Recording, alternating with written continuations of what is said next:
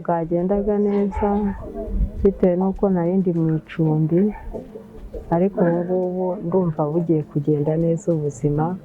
Nkaba nshimira umukuru w'igihugu washyizeho ino gahunda yo kwita ku bacitse ku icumu, mushimira byimazeyo kandi mubwira ngo warakoze rwose guhagarika jenoside. ADEPR nayo yagize uruhare muri iki gikorwa, nkaba nyishimiye cyane. Tukaba rero uyu munsi dufite igikorwa twateguye nk'itorero ADEPR, gikorwa hose mu gihugu ariko by'umwihariko kuri iyi tariki ya 18 nibwo paruwasi ya ADEPR Rwamagana yakoze iki gikorwa cyo kwibuka ku nshuro ya 32 jenoside yakorewe Abatutsi mu 1994.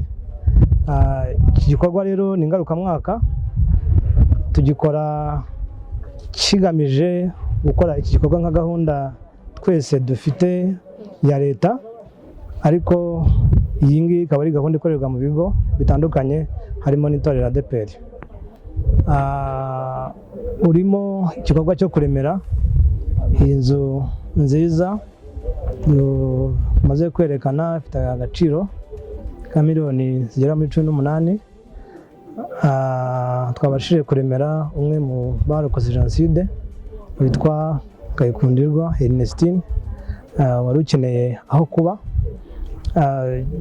Tukaba rero twishimira ko nk'itorero ADEPR dufatanyije n'abakristo bacu, abanyetorero bose muri kano karere ka Rwamagana, tubashije kuba tugeze ku gikorwa cy'indashyikirwa. Twubatse inzu ikomeye yubakishije ibikoresho biramba, irimo ibikoresho mu nzu bindi byo kwifashisha. Turabishimira Imana, dushimira ubuyobozi bw'igihugu cyacu, by'umwihariko ubuyobozi bw'akarere ka Rwamagana twafatanyije muri iki gikorwa kugira ngo kibashe kugerwaho, dushimira n'abakristo bayigizemo uruhare. Kuri iyi nshuro twibuka jenoside yakorewe Abatutsi mu 1994, hari n'ibikorwa bijyanye, ntabwo twibuka gusa ngo bigarukire aho, ahubwo kwibuka binajyana n'ibikorwa by'urukundo nk'uko mwarimu bivuze, ibikorwa by'ineza, aho turemera abarokotse jenoside yakorewe Abatutsi muri 1994 mu buryo butandukanye. Ubu rero mu karere ka Rwamagana icyo twashyize imbere kinakomeye, kirimo kubashakira amacumbi kuko harimo bamwe badafite amacumbi. Ni nayo mpamvu twegereye itorero ADEPR, dusanzwe dufatanya mu bikorwa byinshi bitandukanye by'iterambere, by'imibereho myiza y'abaturage. Tubasaba yuko muri uyu mwaka mu gihe tuzaba twibuka ku nshuro ya 32 jenoside yakorewe Abatutsi mu Rwanda, bazadufasha muri iki gikorwa cyo gutuza no gushakira icumbi abarokotse jenoside. Babyakiriye neza rero, bisamira hejuru, turafatanya. Uyu munsi tukaba twishimira yuko twatashye iyi nzu ya Kayikundirwa. Ni igikorwa rero twakiriye neza kandi kiri no mu bafatanyabikorwa batandukanye dufatanya umunsi ku wundi. ADEPR ikaba yarateye intambwe mu ba mbere, kubera ko buri mwaka muri iyi myaka tumaze, buri mwaka nibura batwubakira inzu imwe cyangwa ebyiri y'uwarokotse jenoside utari ufite icumbi.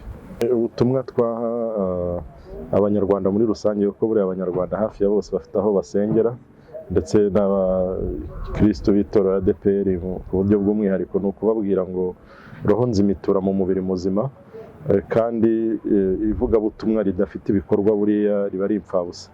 Nkibaza yuko rero ubu ari bwo buryo bwiza bwo kuvuga ubutumwa, kuko ubutumwa bwiza bujyana n'ibikorwa byiza, kuko uriya mukristo ntabwo ashobora gusenga atuje afite umutima uri hamwe. Mu gihe cyose yaba ashonje, mu gihe cyose yaba adafite icumbi, buriya abasenga ariko umutima utari hamwe, sinzi ko n'isengesho ryagera ku Mana. Icyo tubabwira rero ni ukubabwira ngo nibatange ubutumwa bwiza, nibigishe ijambo ry'Imana, ariko rinajyane n'ibikorwa.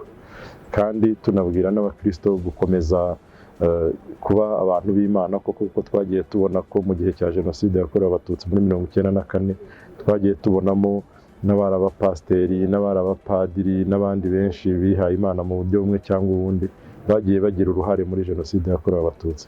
Tukaba rero ngo reka twese tube abantu basenga Imana ukuri ko kuyisenga, kandi ibyo tuvuga bijyane n'ibyo dukora.